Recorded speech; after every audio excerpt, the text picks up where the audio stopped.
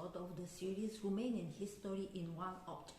I am Cristina Păiușan-Nuică, researcher at the National History Museum of Romania, and I will present you today the Hurduc printing press, an object which symbolizes the resistance of the Romanians in the front of the Ceaușescu regime. The installation for printing and scattering anti-communist manifesto was devised and operated by Valentin Hurduc.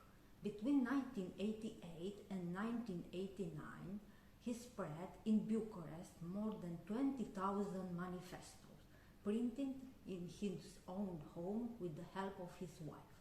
Starting with April 1988, the manifesto took the form of a clandestine publication called Luneta, the telescope, in which Nicolae Ceaușescu and the communist regime were criticized. Most of the manifestos were spread in public places in Bucharest with the help of so-called carbide bond. To build the printing press, he used materials that he took from his work, because Valentin Hurduc was a printer at the House of Scânteia Journal Publishing House, where the official press was printed. Despite the effort of the security agent, the author of the manifesto could not be identified and arrested. Among Valentin Hurduc's action against the communist regime and against Ceaușescu can also be mentioned the arson of the Triumphal Arch in April 1987. On this arch was written the Nicolae Ceaușescu epoch, the golden age of Romania, and the arch was built in the front of the largest exhibition hall in Bucharest. After this action, a joke appeared in Romania, and the joke was like this: the Ceaușescu golden age burned down. In the 1980s, the communist dictatorship had come to take on the most aberrant form.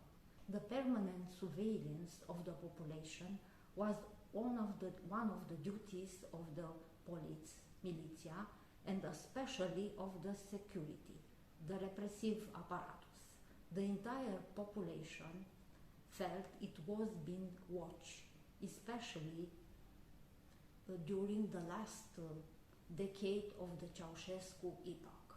In each school, factory, plant, university, large shop, there was a security agent who, in many cases, encouraged and rewarded snitching. And many people strongly believe that the security is watching us all. The failure of the socialist economy had serious consequences on the population's standard of living during the last part of the Ceaușescu regime. Food shortages became chronic, and ration cards that had been used almost 30 years ago were reintroduced. In socialist Romania, in the golden age of Romania, children were forced to learn at the light of the gas lamp or the candles because the lack of electricity. The beloved ruler Nicolae Ceaușescu recommended citizens to put an extra coat when the decision of rationalizing heating agent and hot water was taken. The remodeling of the Romanian towns and villages was also an idea of the Nicolae Ceaușescu, and which was pursued from 1974 until 1989. And Bucharest, first of all, and other 37 cities underwent demolition, some being practically destroyed and rebuilt according to the socialist style. Valentin Hurduc, was not the only opponent of the regime. There were also many Romanians who has the courage to protest, writing on the walls of institutions, writing manifesto and throwing throwing them in public places. Young or old, students or factory workers, they were quickly identified, arrested, and sentenced to years in prison.